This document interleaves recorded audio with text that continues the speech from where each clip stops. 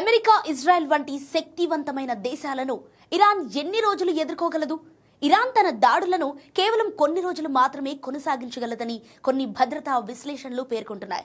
America అధ్యక్షుడు Donald Trump వంటి వారు ఇరాన్తో యుద్ధం జరిగితే అది సుమారు 4 వారాల పాటు కొనసాగవచ్చని ముందే అంచనా వేశారు. తాజాగా బ్రిటిష్ వార్తాపత్రిక డైలీ మెయిల్కు వచ్చిన ఇంటర్వ్యూలో ఇరాన్పై సైనిక చర్య మరో 4 వారాల పాటు కొనసాగే అవకాశం ఉందని వెల్లడించారు.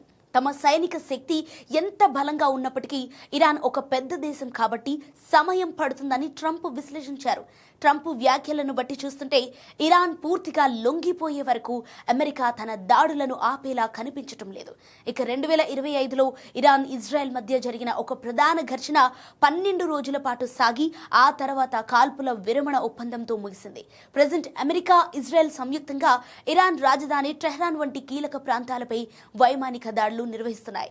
ఈ నేపథ్యంలో ఇరాన్ తన రక్షణను ఎంతకాలం కొనసాగించగలదు అనేది వారి వద్ద ఉన్న క్షిపణుల నిల్వలు, అంతర్జాతీయ మద్దతుపై ఆధారపడి ఉంటుంది.